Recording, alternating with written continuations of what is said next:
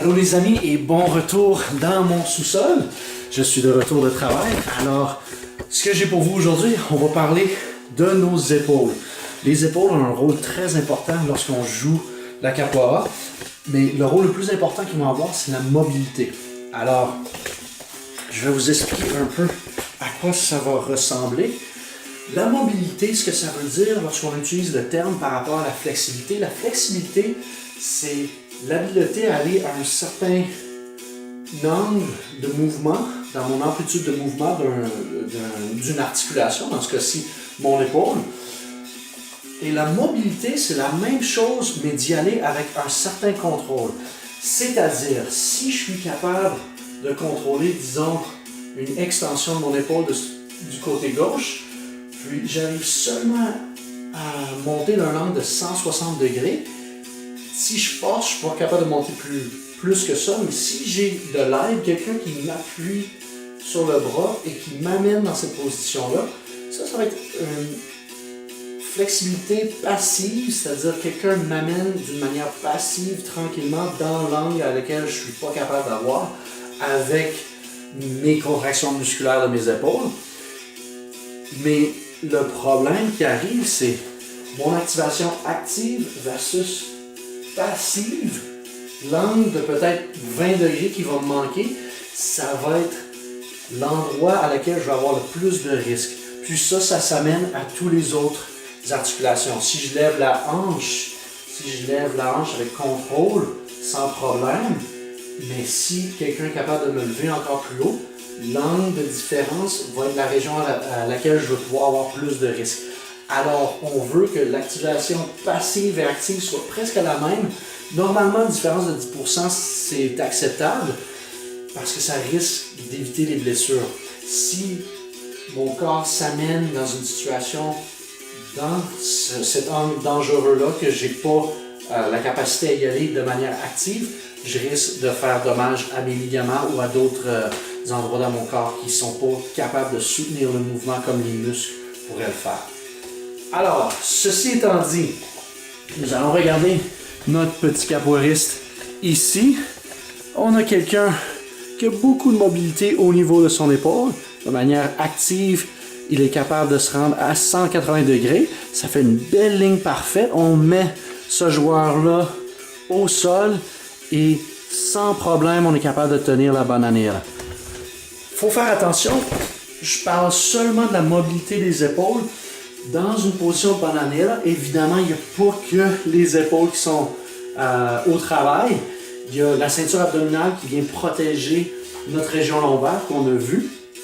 Et les hanches également qui restent stables. Donc il y a beaucoup de choses qui vont venir jouer le rôle pour aider nos joueurs à aller dans une position de bananière. Mais pour aujourd'hui, on va juste s'attarder à parler des épaules. Mon deuxième joueur, comme je vous l'avais mentionné, peut seulement monter à 160 degrés. Lorsqu'on met le joueur à l'envers, ça fait en sorte que de manière active, il n'est pas capable d'aller chercher plus que ça. Alors, on voit ce même angle ici de 160 degrés à peu près. Et pour aller chercher de l'équilibre, ça va être beaucoup plus difficile. L'équilibre vient lorsque tout est aligné, comme lorsque je me tiens debout. Ma tête est alignée avec mes épaules, mes hanches et mes pieds.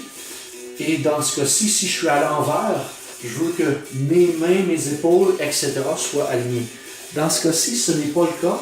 Alors son poids va toujours, son centre de gravité va toujours tomber vers l'avant, ce qui va lui causer problème. Encore pire, si la personne essaie de se rendre au-dessus de sa tête, donc regardons l'exemple, 160 degrés, je suis bloqué, je peux me rendre un peu plus loin. Vous voyez? Ça fait une ligne, mais par contre, je viens de compromettre ma cage thoracique qui s'est penchée vers l'arrière en utilisant une extension lombaire. Donc, si je suis à l'envers dans cette position-ci, je peux peut-être tenir la position, mais ça va être tout mon dos qui va encaisser l'énergie ou la force du mouvement. Et le bas du dos n'est pas fait pour aller en extension et ça peut causer plus de problèmes. Qu'est-ce qu'on fait pour remédier le tout? Alors, Alors, une fois qu'on a une idée à peu près de notre limite lorsqu'on va en extension des épaules, on peut utiliser un petit foam roller.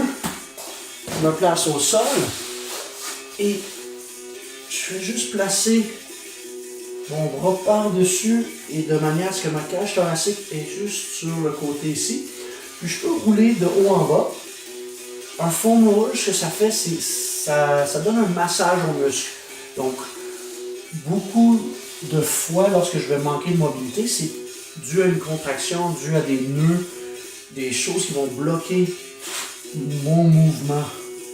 Ou je peux me passer ici, de gauche à droite, relaxer et respirer.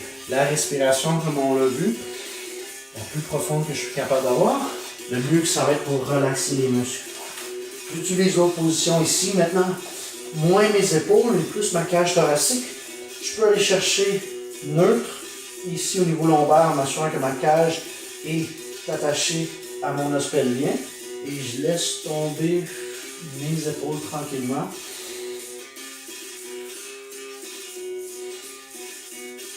Aller chercher une extension thoracique et pas une extension lombaire. Après le tout, je peux remesurer de nouveau, puis voir si j'ai été capable d'aller chercher plus de mobilité. Peut-être que je vais en avoir un petit peu plus, ce qui est bien, je peux commencer à le travailler, puis éventuellement, lorsque j'ai mon 180 degrés, là, ça va me permettre de mieux bouger au sol. Alors, j'espère que ça vous donne une idée de l'importance de la mobilité des épaules. Je vais mettre beaucoup plus de vidéos qui vont parler du sujet parce qu'on fait juste commencer chaque articulation avec leur rôle. Si vous avez des questions, n'hésitez pas à me le dire, à l'écrire ou des commentaires ou des suggestions sur des vidéos. Je vais tout lire, je vais tout vérifier, puis ensemble, on va devenir un meilleur athlète capoeira. Merci beaucoup tout le monde pour avoir écouté et on se voit dans la prochaine vidéo.